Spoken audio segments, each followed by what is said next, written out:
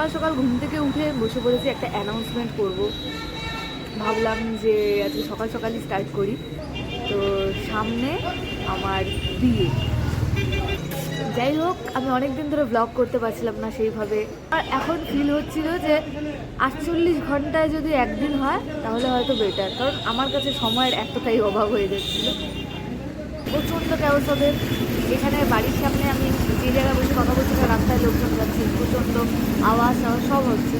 তো যাই হোক, তো সামনে আমার বিয়ে, যার জন্যে আমাকে অনেক রকমভাবে প্রস্তুতি নিতে হচ্ছিল, মেন্টালি, ফিজিক্যালি অ্যান্ড মানে আমাকে যেহেতু অনেক সবটাই করতে হচ্ছে, তো তার জন্য এইদিকে আমি এতটাই ব্যস্ত, আমার পার্সোনাল লাইফ নিয়ে আমি এতটাই ব্যস্ত, সেটা আমি ব্লগের মধ্যে তুলে ধরতে পারি। আমি অনেকটাই ভিডিওর মধ্যে চেষ্টা করব তুলে ধরার।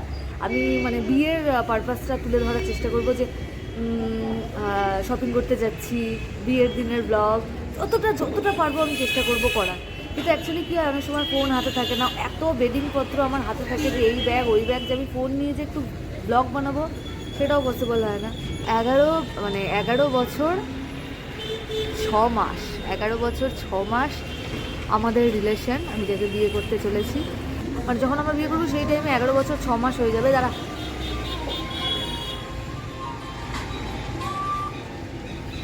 তো চলো, কলকাতায় যাওয়া হবে। ওখানে গিয়ে কিছু আমি কতটা ব্লগ করে উঠতে পারবো জানি না, বাট আমি চেষ্টা করবো ব্লগ করার। অ্যান্ড সবাই প্লিজ আমি বলবো যে আশীর্বাদ করো, যাতে অনেক রকম মানে আমার লাইফে আমার বারবারন্তে আমি কিছু বলি না, আর বেশিও আমি বলি না, বাট এই 11 বছর 6 মাস কীভাবে গেছে আর কীভাবে আজকের দিনটা আসছে সেটা শুধুমাত্র আমরাই জানি। সেটা নিয়ে আমি তোমাদের সাথে পরে কখনো বসবো ভালো মতো প্রজেক্টকে নিয়ে, যে অ্যাকচুয়ালি কী হয়েছিল না হয়েছিল সবটা তোমাদের সাথে শেয়ার করবো। অ্যান্ড এখন আমি কিছু বলবো না, এখন খালি বলবো সামনেই বিয়ে, সবাই প্রে করো যাতে সব ভালোভাবে হয়। এই তো চল তাহলে রেডি হয়ে যাক অ্যান্ড কলকাতা যাওয়া যাক। Let's go.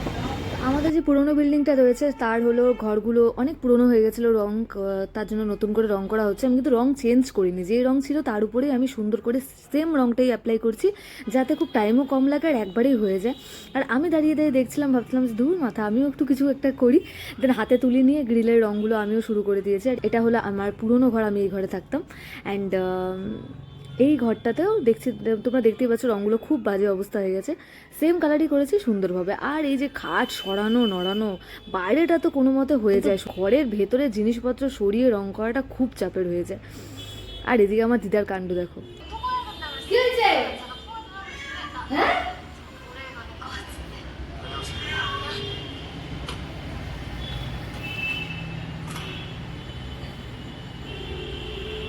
কি সমস্যা? কি সমস্যা?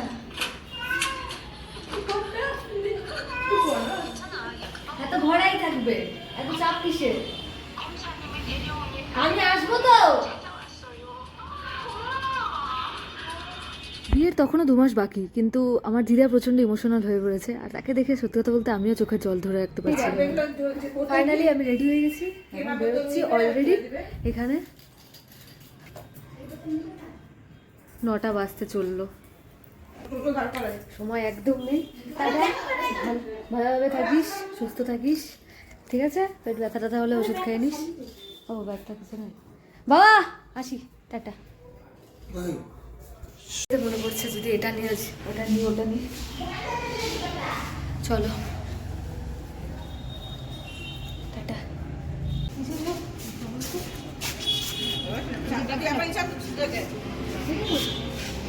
টুপি তোমার টুপি ঢুকাইছো ওখানে।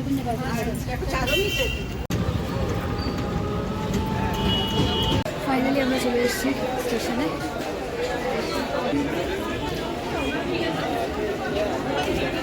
Down Radhikapur express 2 number platform में आते यात्रीगण कृपया ध्यान देंगे, कोलकाता तक जाने वाली 13,000।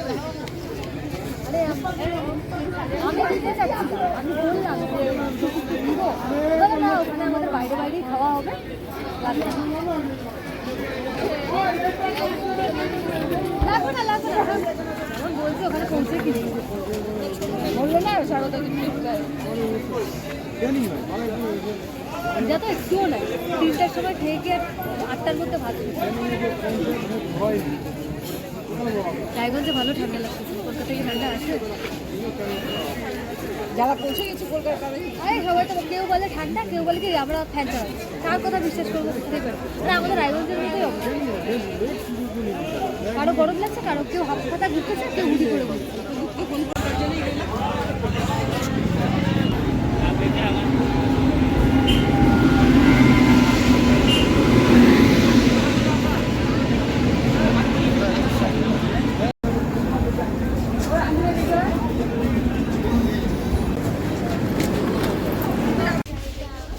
এই যে সবাই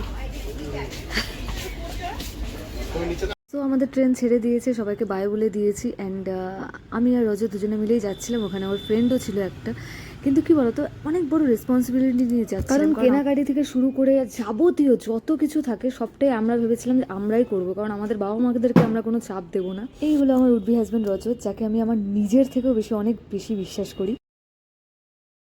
যত ছোটাছুটি কাজ করার, যত হেডেকের কাজ করার সবটা আমরা করব। ডেকোরেশন, ক্যাটারিং থেকে শুরু করে প্যান্ডেলস অ্যান্ড যত জামা কাপড় এভরিথিং আমরা ছুটোছুটি করে আমরা কিনেছি।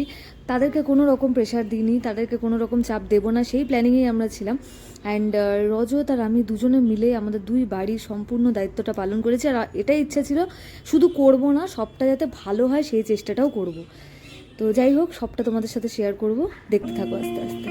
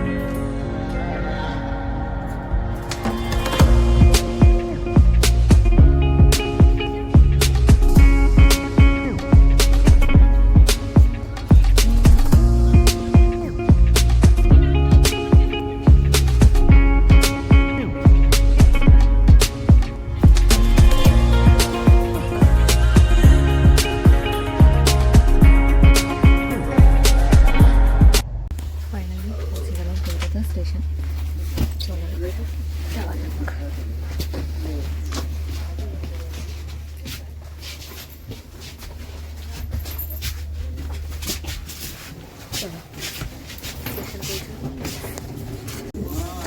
নেমে যা বাবা, নেমে যা।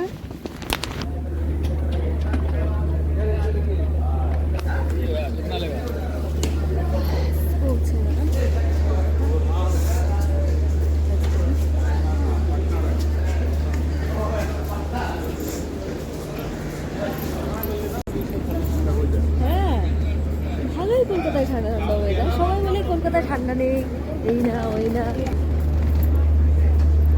যদি এখন সকাল সকাল ভোরবেলা, তবুও ওয়েদার বেশ ঠান্ডা।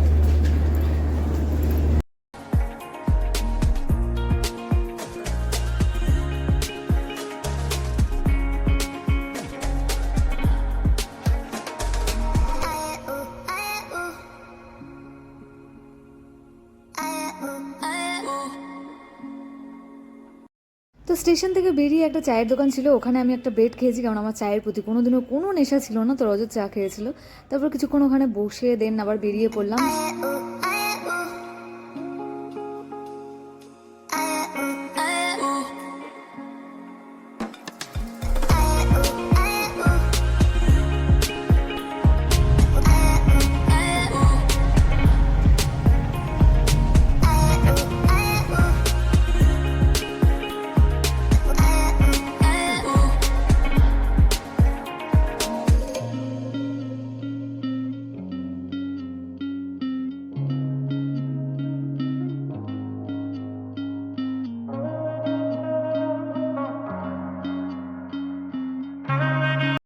দেন ফ্রেশ হয়ে একটা মিষ্টির দোকানে চলে গেলাম, আর এই ছানার পায়েস আমার খুব ফেভারিট, তো সেটা আমি নিয়ে নিলাম। অ্যান্ড নেক্সট পার্টগুলো খুব তাড়াতাড়ি আসবে, আমি সব একটা ব্লগে দেখাবো না, আস্তে আস্তে করে সব আমার পার্ট বাই পার্ট হবে। পৌঁছে গেছি, এরপর নেক্সট কি হচ্ছে সেটাও তোমাদের সাথে শেয়ার করবো, কেনাকাটিগুলো করবো, বিয়ের শাড়ি কিনবো, সেগুলোও দেখাবো। চলো আজকের জন্য ভিডিও এখানে শেষ করছি, টাটা।